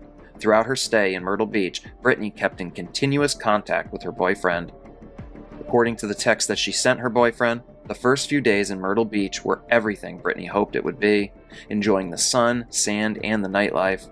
Even though Brittanee and her friends were all underage, slipping into nightclubs and bars is something underage vacationers do quite frequently. You would like to think that the clubs ID everyone, but at the end of the day, it's all about money, so many bars and clubs simply look the other way when it comes to determining age. By day 2, things started to change a bit for Brittanee. The group of girls she went with were all older than her, and from what her boyfriend has stated, they were all using a lot of illicit substances. Brittanee wasn't really into partying the same way the rest of her group was, and so she started going off and doing things on her own. On her own, Brittanee started feeling a bit alone and alienated from her group of friends. On Friday, April 24, 2009, Brittanee ran into a male friend of hers from Rochester, New York, named Peter Brosowitz. Peter was 3 years older than Brittanee and was staying at the Blue Water Resort. The Blue Water Resort was 1.4 miles from where Brittanee was staying and was around a 30-minute walk. The pair talked and made plans to hang out the following day. Saturday, April 25th, 2009. Now you may ask, how had Brittanee's mom not picked up on any of this yet? Well, over the course of the time she spent in Myrtle Beach, Brittanee kept in pretty constant contact with her mother. even telling her sister on Saturday that she was at the beach, which led her mom to believe that she was at a nearby beach on Lake Ontario. Brittanee's mother also asked at one point to speak with an adult, and Brittanee was able to accommodate by putting someone on the phone that acted as one. Brittanee would finish that phone conversation on Saturday with both her mom and sister. Her mom had no idea that this would be the last time she ever spoke to her firstborn child. At 8 p.m. that evening, Brittanee texts her boyfriend to let him know she's making the 1.4-mile trek to meet up with Peter Brasowitz. Before she goes, she borrows a pair of shorts from one of her friends. At this point, Brittanee's messages with her boyfriend are not as happy as they once were. She seems pretty miserable and overall ready to come home the following day. Brittanee would arrive at the Blue Water Resort, where she briefly hung out with Peter. While there, Brittanee's friend messages her, asking her to bring the shorts back to the hotel. Her friend wants to wear those shorts out that night. Annoyed by this, Brittanee lets Peter know she's gotta go, and soon leaves, making her way back to the Bar Harbor Motel. Brittanee and her boyfriend text back and forth during her walk, but soon enough, Brittanee stops responding. 20, then 30 minutes go by, and John becomes increasingly concerned. John tries not to panic, but as an hour passes by, he can't help but feel like something horrible has happened. He texts Brittanee, threatening to tell her mom where she is. John then calls Brittanee, and she doesn't answer. A little more time goes by, and John makes the difficult decision. He phones Brittanee's mom and lets her know what's going on.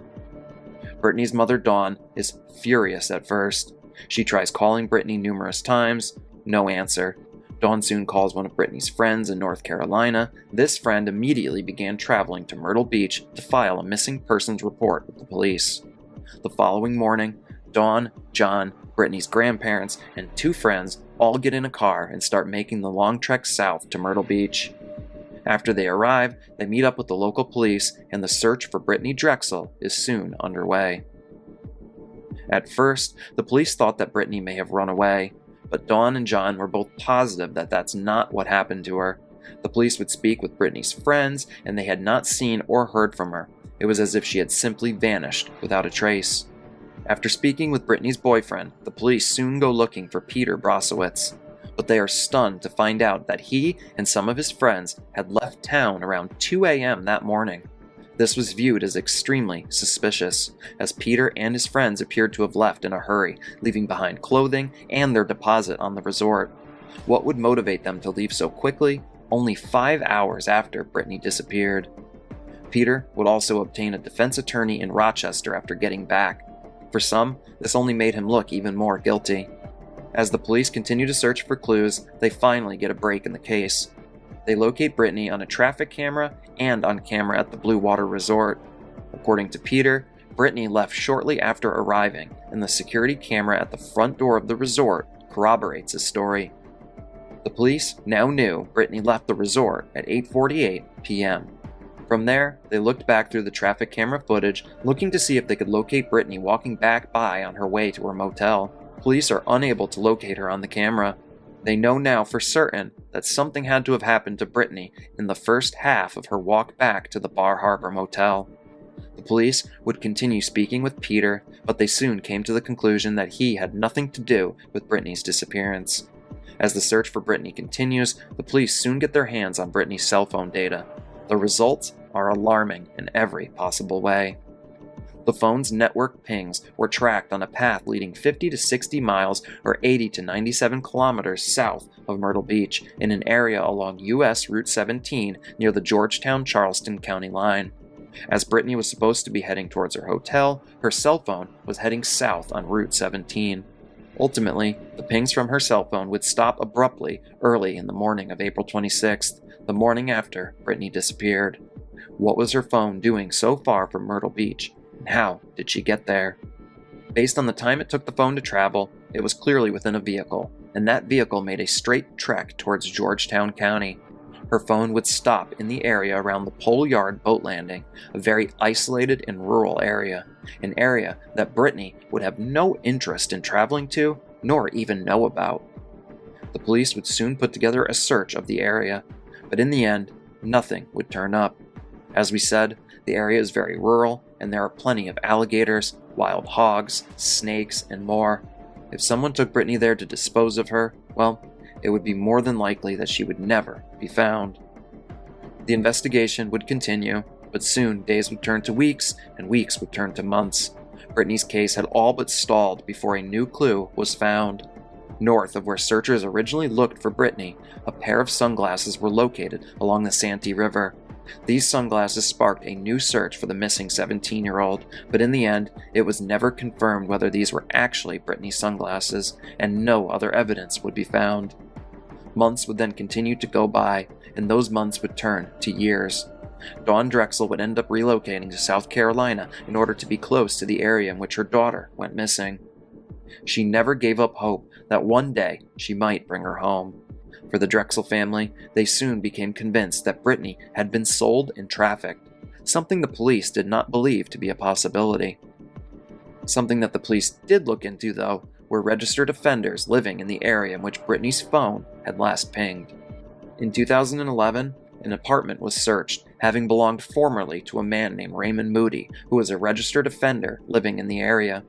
Raymond was one of many that the police had their eyes on in this case. In 2016, another seemingly big break finally came in the case. Taquan Brown, a South Carolina inmate serving a 25-year sentence for manslaughter, told the FBI that he had gone to visit a stash house where he saw Timothy Deshaun Taylor assaulting Brittanee Drexel. He stated that he saw Drexel attempt to escape from the stash house, and she was recaptured before 2 gunshots were heard, seemingly ending her life. He also claimed that he saw her body being dumped into an alligator pond within the area. According to Brown, Taylor picked Brittanee up in Myrtle Beach and drove to meet up with his friends before he attempted to sell her for trafficking purposes. The police would take this lead very seriously, and over the course of the next few years, it appeared that the police may in fact have the person who took Brittanee's life. But Timothy Deshaun Taylor maintained his innocence and even stated that he had no idea who Taquan Brown even was. In the end, it would come to light that Taquan Brown had made the entire thing up. Years of time in the investigation were lost, all because of Taquan Brown's fabrication of events. More years would soon pass, with the Drexel family having no clear answers as to what happened to their daughter. At this point, it seemed hopeless that the truth was ever going to be uncovered. But that would all change in 2022 when a man that had been on the police's radar years and years earlier, finally confessed to murdering 17-year-old Brittanee Drexel. 62-year-old registered offender Raymond Moody turned himself in May of 2022. He had originally been a person of interest as early as 2012, but police had not been able to find any evidence against him. Now, in 2022, Raymond Moody was not only confessing, but he was going to show the police where he placed Brittanee's body. I will play Raymond Moody's interview now. The only person who ever told this story to is my lawyer. Angel never even knew the real story. She never knew. Anyway, when I was going down Ocean Boulevard, we were going pretty slow driving. I was driving, and pretty walking speed, and I saw the Drexel girl walking on the sidewalk, and I was smoking pot. She noticed that, walked over to the door and said something about that smells like good weed. I said, yeah, you want some? Sure. Get in. She hopped right in the back, right a problem. And we smoked the weed, went down the boulevard, and we're just in small talk. Angel's not really saying anything. But we're smoking the pot. And I said, hey, you want to party a little bit with us? We're going to get some game, you know? She said, sure. So we started driving. We're just driving around, smoking, talking. And I went right into Georgetown, went right to a spot where we used to camp out down by the river. And we went down there, and I was by myself with her because Angel left for a while. She got to see her son. As things got out of hand, and I panicked, and she panicked, and I strangled her. Raymond Moody's confession just shows how evil he is. But I'm about to tell you the truth. This confession is not accurate. In the end, we may never know for sure what exactly happened, but Raymond Moody would eventually strike a deal in order to transfer his property to his grandchildren. With that deal in place, he needed to come clean on the truth of what happened. The new story is one that is even darker, as Moody stated that he and his girlfriend Angel were hunting around Myrtle Beach looking for a girl.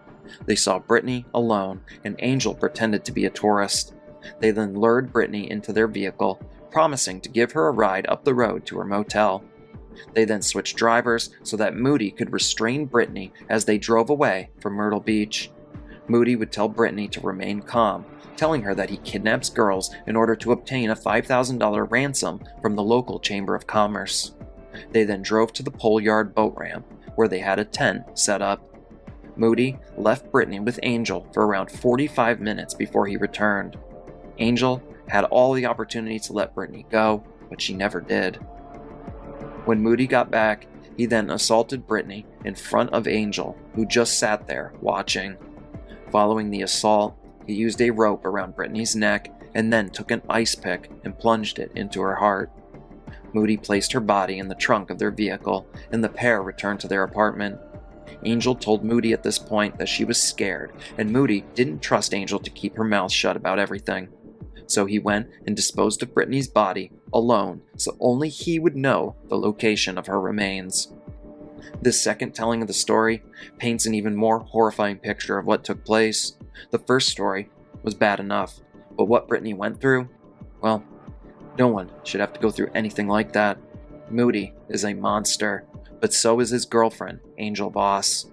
Luckily, Moody would be sentenced to life in prison, where he will rot for the rest of his existence, while Angel Voss was eventually convicted and sentenced to 18 years in prison.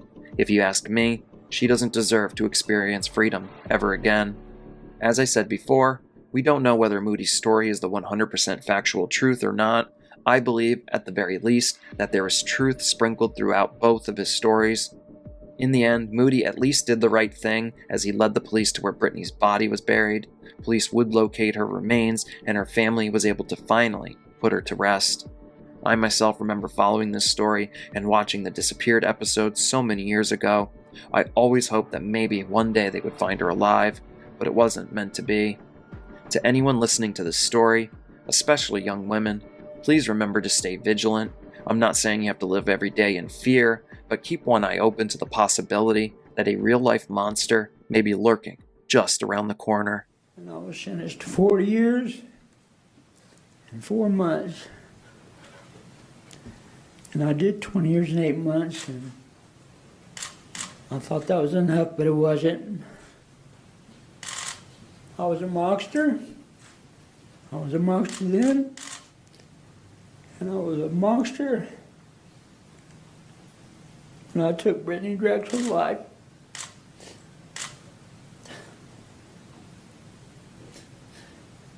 And I don't have the words to express how horrible I feel. And I've felt ever since that day. I'm very, very sorry.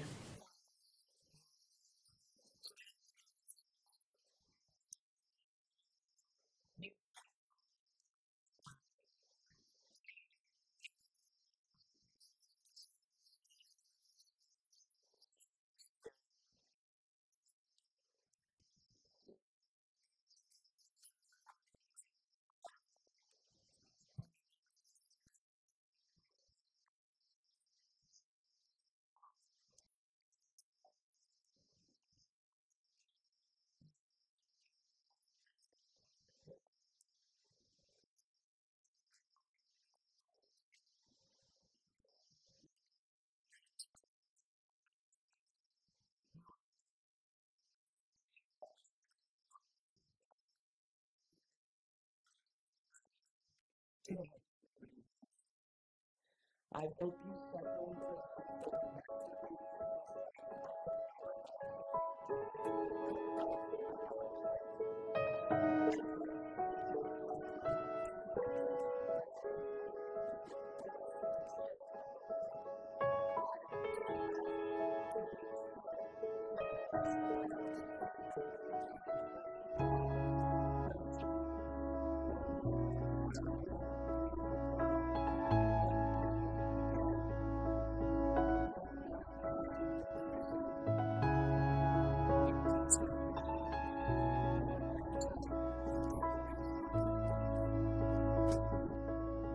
As I always like to do, I want to send my deepest condolences to all of Brittanee Drexel's family and friends.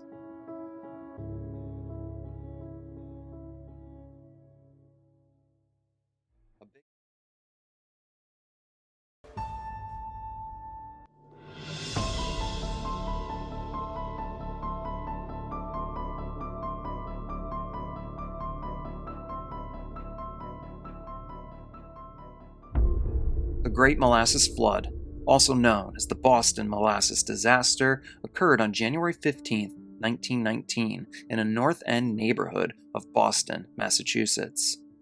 Now, before we dive into the events, let's first talk a little bit about molasses. Molasses is a thick, dark syrup produced during the sugar-making process. Sugarcane is first crushed, followed by the juice that is extracted. The juice is then boiled down to form sugar crystals, which are then removed from the liquid. The viscous brown syrup left after removing the sugar from the juice is called molasses. This process can be repeated several times, resulting in different types of molasses.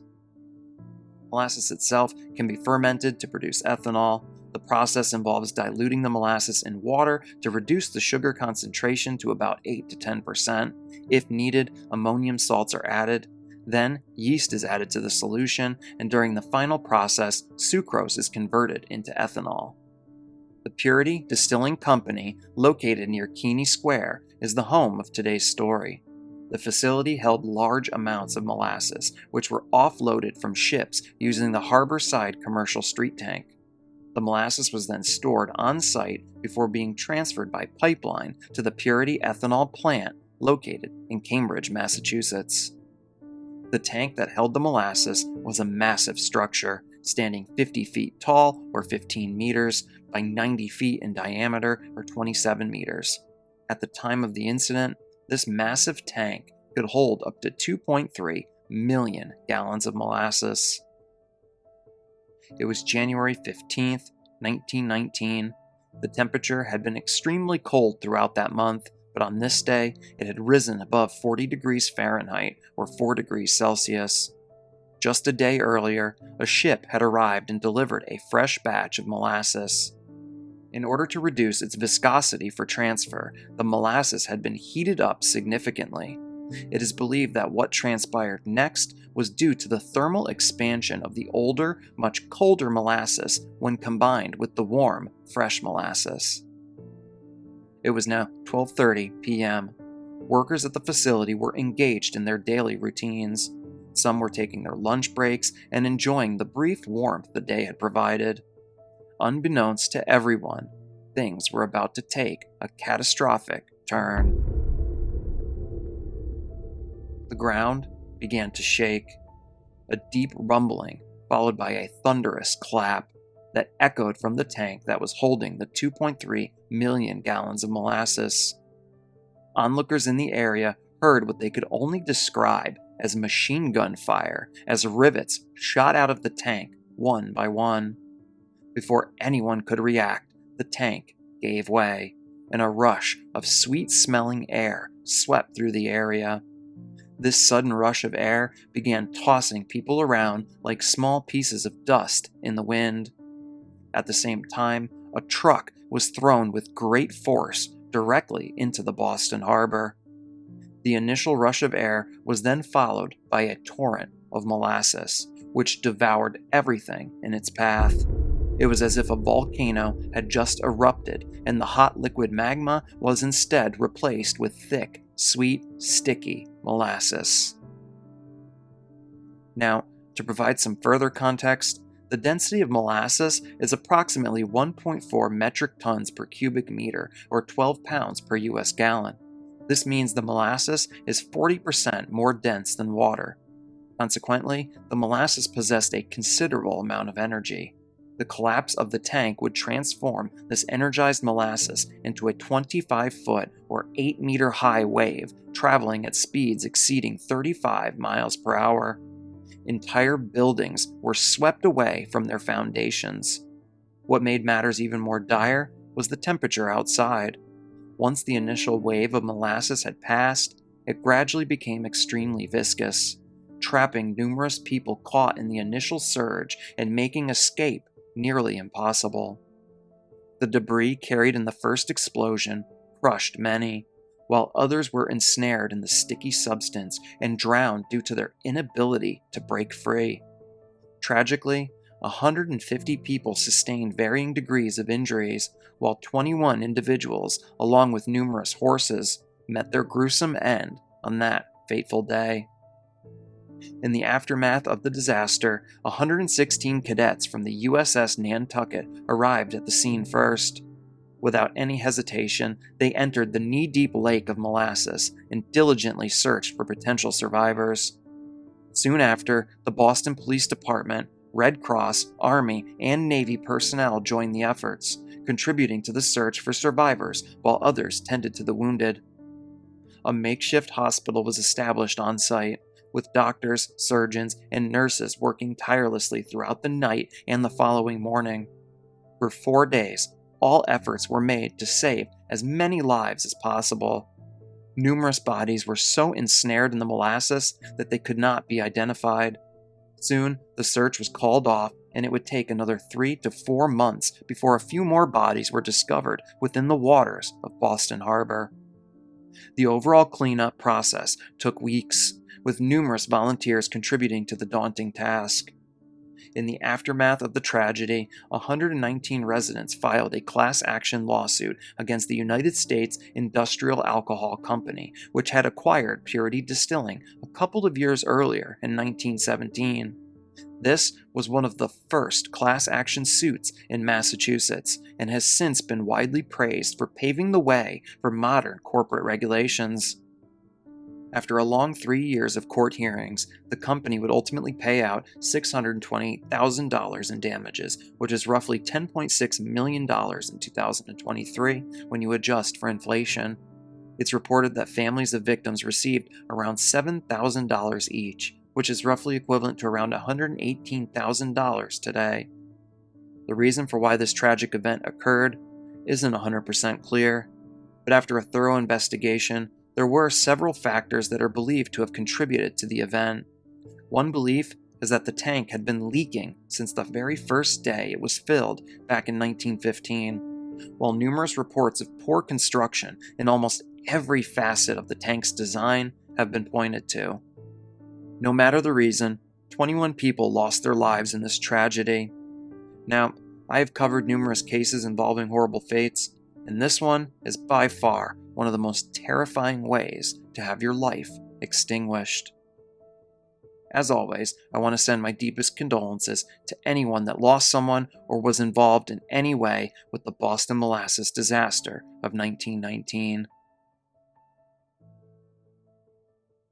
A big thank you to each and every one of you for tuning in to another episode. If you enjoy the content I make here on the channel, then please hit the like and subscribe button. YouTube seems to be suppressing my channel as of late, so a simple like and comment would go a long way in helping the algorithm push my video. Also, you can check the description box below and find the link to my merch store and a link to my membership tier for the channel. For only $2.99 a month, you can help support my channel further, and you get some cool perks to go with it. One of those perks is having your name listed here in the end of each of my videos. So a big thank you to each and every one of my Cellar Dweller members. Also, if you'd like to submit a real-life scary story of any kind, please do so using the email I have linked in the description box below. As always, I do all the research, writing, recording, and editing for the channel myself, so anything that you do to help support the channel is greatly appreciated. And until next time, I will see you all again as we head back into the cellar.